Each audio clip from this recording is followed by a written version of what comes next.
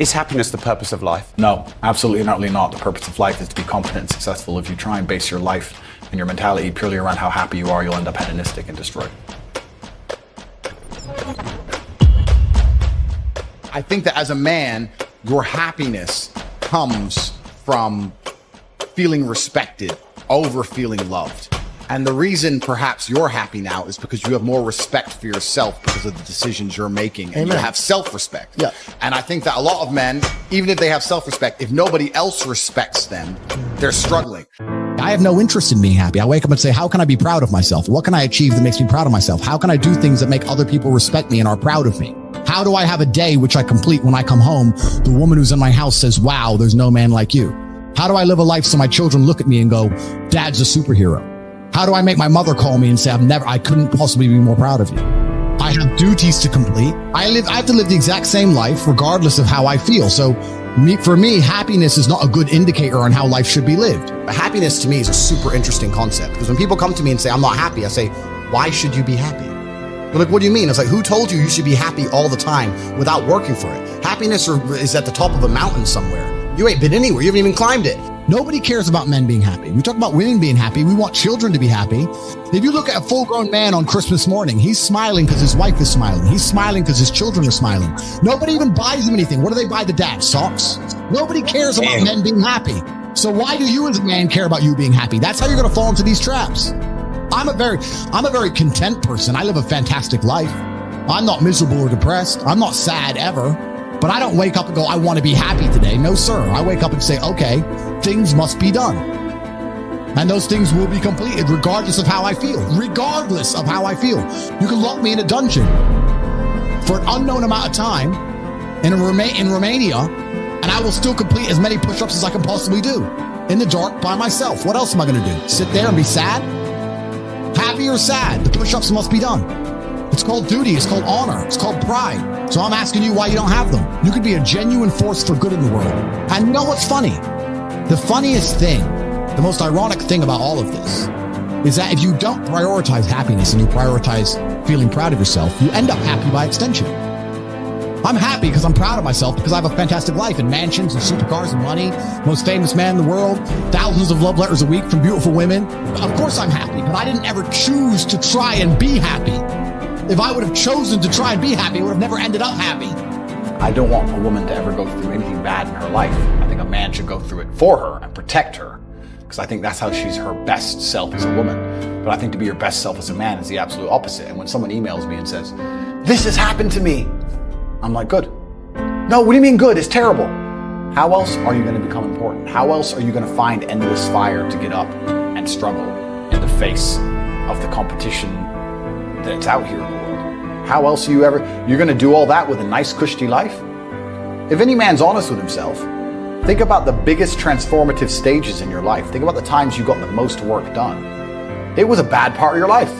You were heartbroken, or you lost a house, or broke, or whatever. That's when you did shit. When everything was fine, the mortgage is paid, dinner's on time, it's kind of doop-de-doop-de-doo.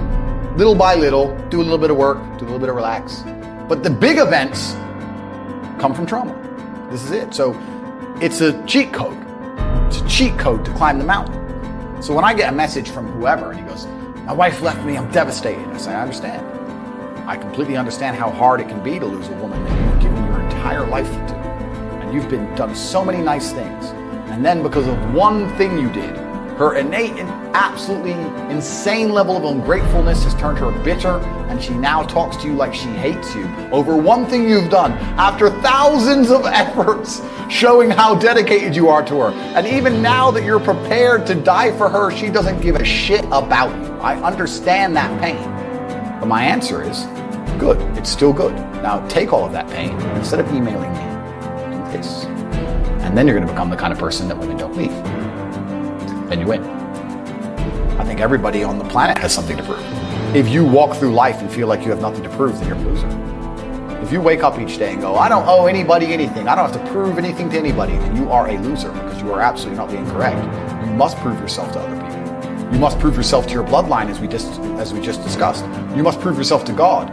God hates the lazy. He can't stand them. If he gives you all these genetic dispositions and these natural God-given gifts, if you have 2 arms and 2 legs and you can think, and you're not trying your absolute best, that's the reason you're not lucky. He doesn't like you. He likes the people which show him the beauty of his own creation. He likes to give somebody building blocks and them to build something amazing.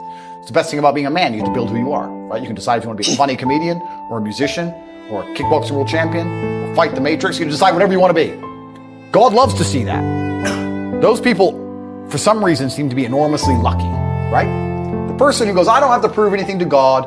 I don't owe all of my ancestors any effort. You know, for 5,000 years, people were dodging saber-toothed tigers and catching the plague and running from Genghis Khan. I don't owe them anything. Don't owe them a thing because I want to play video games. These people are losers.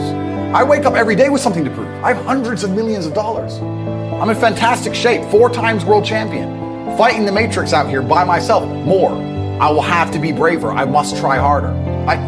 All I do is prove myself. So when I hear people go, I don't have nothing to prove, then you're a loser. Peasants have never felt like they needed to prove anything, but kings felt like they needed to go and conquer land. Isn't that it's coincidental that the king, who already had it all, felt like he needed to go to some far-flung land and conquer it and take it and prove he's the king? But the peasants, I don't have to prove nothing to nobody. You're a loser then. You're a dummy. I absolutely and utterly, completely have everything to prove to everybody all of the time. That's who I am. I will prove anything to anybody. If I sit and say X, I will prove it. Happiness is the number one thing that must be earned. And I'll tell you that my happiness is based on very real world achievements. I couldn't be happy if I was broke. I couldn't be happy if I was obese. I couldn't be happy if I was lonely. I couldn't be happy if I wasn't respected. I couldn't be happy if I couldn't whoop a dude's ass. I couldn't be happy in those scenarios, so I made sure none of them scenarios came true. I have earned my happiness via hard work. It's the top of a mountain which I have climbed. I deserve it. I deserve to go to sleep with a smile on my face. Yes, that's what I deserve. And every single guy who hasn't got it probably doesn't deserve it. The universe is very giving and very fair.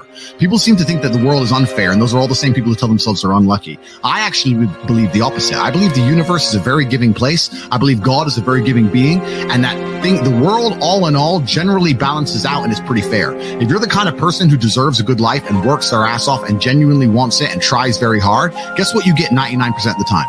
A good life. And if you're the kind of person who doesn't really deserve it, slaps 3 days a week, a little bit lazy, snakes his friends, talks behind people's back, blah, blah, blah, guess what? Your life ain't all that good. The universe is pretty fair and pretty balanced. I've yet to meet somebody who gets up every day, does what they're supposed to do, works hard, goes to the gym, then goes to work, does their best, makes their money, looks after it, is sensible, doesn't blow it, etc., who then fails. I've never met anybody who fails when they do all the right things. The universe is a very fair and giving place, all in all. There are very few exceptions to that. So when I see somebody who doesn't have the success they want, especially when I see, let's say, a group of people who don't have the success they want, there's no way you're all exceptions to that rule. You may want something, but you certainly don't deserve it, and that's why you don't have it. You shouldn't wake up and say, how happy am I today? How does that affect how I act? That's not how I operate. I wake up and say, what must be done?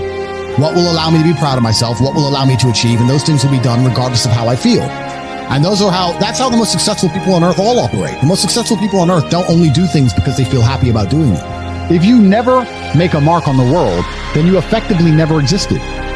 And when you're gone, nobody will care. And that's very important because you have a duty to your ancestors and you have a duty to God. So you must make a choice.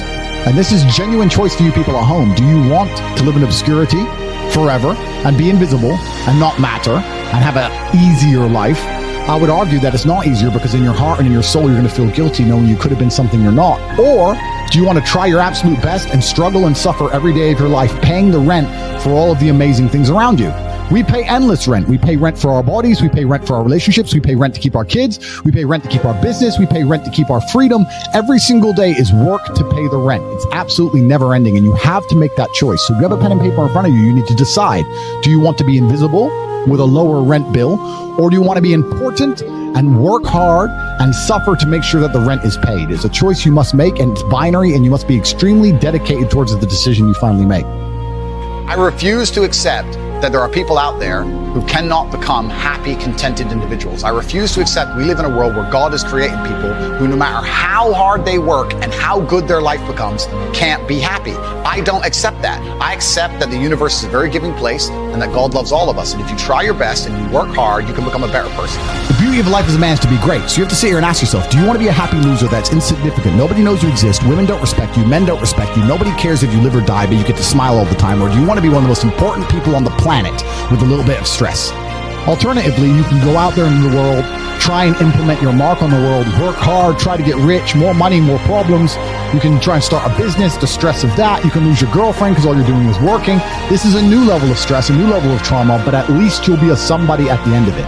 As a man, there is no easy life. Your life is not about being easy. Your life is not about being happy. Your life is always going to be difficult. All of the pain you feel, all of the sadness you feel, you're supposed to feel as a man, and you have two effective binary choices. You either go through the suffering and go through the trauma and go through the hardship it takes to be a man of value, or you suffer eternity as a nobody. There's two ways to suffer. You either suffer as becoming a somebody, or you suffer as a perpetual and forever nobody.